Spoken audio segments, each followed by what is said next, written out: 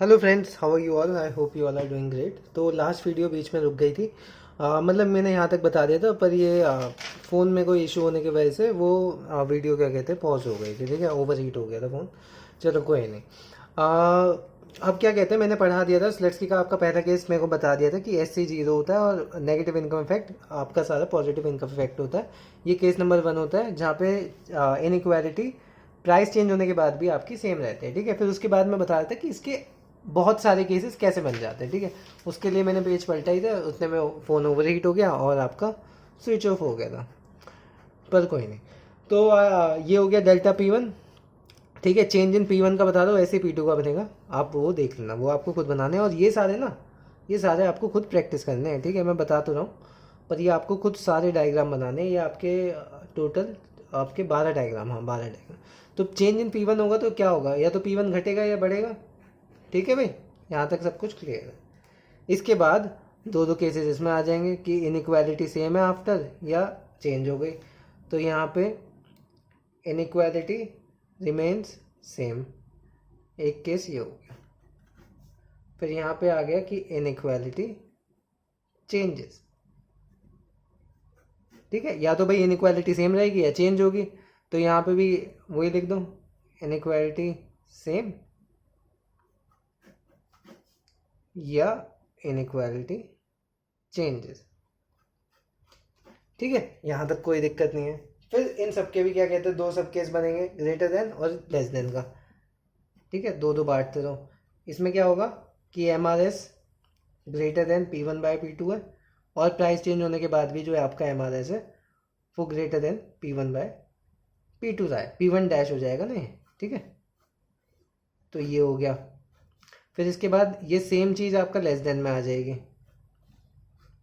Less than में क्या होगा, MRS is less than P1/P2, और फिर उसके प्राइस चेंज होने के बाद भी ये लेस है, MRS is less than P1/P2।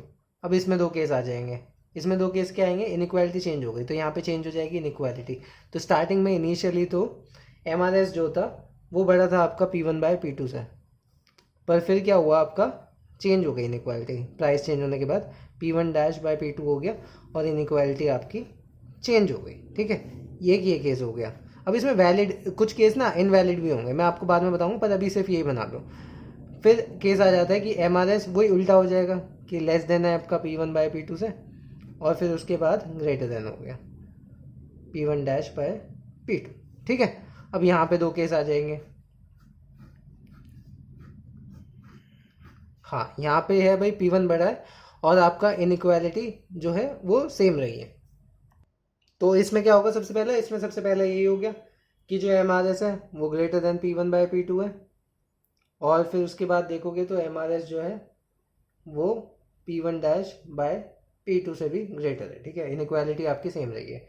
यही केस आपका लेस देन में हो जाएगा, MRS is less than P1/P2, और फिर आपका आ जाएगा MRS is less than P1/P2। ठीक है, अब इसके दो केस आ जाए तो ये सारे केसेस आपको ड्रॉ भी करने हैं भाई। ठीक है, एक तो मैंने बता दिया, केस नंबर 1 ही था जो मैंने यहाँ पे आपको बताया था। ठीक है, ये वाला केस जो था ये वही था। तो अब आ जाते हैं लास्ट में, इनइक्वालिटी चेंज होती है। इसमें कौन सा केस आ गया आपका, सबसे पहला कि भाई अगर लेस है तो ग्रेटर हो गया P1/P2। अब यहाँ पे चेंज, उसके बाद प्राइस चेंज के बाद ये हो गया आपका, ये क्या रहा, ये आपका ग्रेटर हो गया P1/P2। ठीक है, अब ये वाला लास्ट केस आ जाता है कि MRS जो है वो ग्रेटर है P1/P2 से, और फिर आपका MRS जो है वो क्या हुआ, लेस देन हो गया P1/P2। ठीक है, ये सारे केस बन जाते हैं। तो सबसे पहला, इसमें से कौन कौन से केस वैलिड नहीं है। तो अगर इसमें से आप नॉर्मल मैथ्स लगा के भी देखोगे तो आप आराम से बता सकते हो कि कौन से केस इसमें वैलिड नहीं होंगे। तो सबसे पहले तो ये वाला केस ही हो गया। ये वाला केस इनवैलिड क्यों है, पहले तो खुद का दिमाग लगाओ और देखो।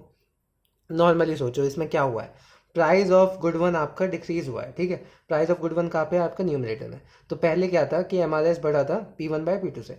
अगर मान लो न्यूमरेटर क्या कहते हैं, डिक्रीज हो गया, ये डिक्रीज हो गया, तो इसका मतलब ये वाली जो साइड है ये तो पूरी और कम होनी चाहिए, क्योंकि आपका न्यूमरेटर कम हुआ है। ठीक है, न्यूमरेटर कम होने से क्या होगा, ये पूरी जो फ्रैक्शन है इसकी वैल्यू और कम हो जानी चाहिए, पर यहाँ पे ग्रेटर देन आ रहा है, तो ये चीज़ यहाँ पे कॉन्ट्राडिक्टरी हो रही है। और आपका ये यहाँ पे लेस देन होनी चाहिए थी, ठीक है।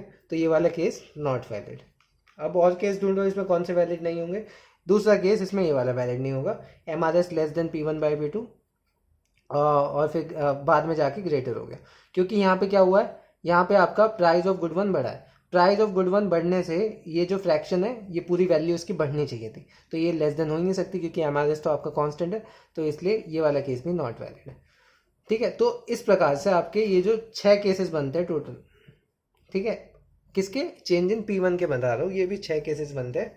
इसमें से मैंने ये वाला करा दिया, एक और करा दो, बाकी सारे आपको होमवर्क में करने हैं, या मैं आपको मेन वाला मतलब चलो करा देता हूँ, 2-3 केस करा देता हूँ, फिर बाकी जितना भी रह जाएगा आप होमवर्क में करोगे, ठीक है। और ऐसे ही डायग्राम आपको बनाना है चेंज इन P2 के साथ, और चेंज इन P2 के जो केस आएंगे वो करना है, और फिर उनके क्या कहते हैं सारे केसेस बनाने हैं, ठीक है। आशा करता हूँ ये समझ में आ गया होगा, स्क्रीनशॉट ले सकते हैं अगर आप चाहें तो, ठीक है, हटा लो। चलो बहुत ही बढ़िया। तो केस 1 हमारा हो गया। अब क्या कहते हैं केस 2 की ओर बढ़ते हैं। केस 2 क्या है आपका, केस 2 यहाँ से देख सकते हैं कि इनइक्वालिटी क्या कहते हैं सेम रहती है और लेस देन में है ज़्यादा। तो इसमें तो आप देख ही सकते हैं सारा आपका वाई पे आने वाला है, कुछ भी करते हो।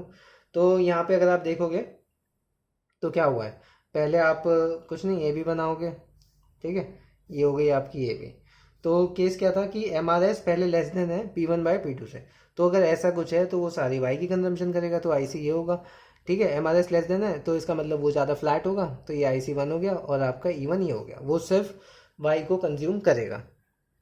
तो यहाँ पे तो आपका X1 0 आ गया। अगर यहाँ पे डेल्टा M देखो तो डेल्टा M क्या होता था आपका, change in P1 into X1। अब X1 तो यहाँ पे 0 है, तो चेंज इन इनकम यहाँ पे 0 होगी, तो इसका मतलब जो आपकी पाइवटेड और शिफ्टेड बजट लाइन होगी वो दोनों सेम होगी। वो कुछ किस प्रकार से बनेगी, वो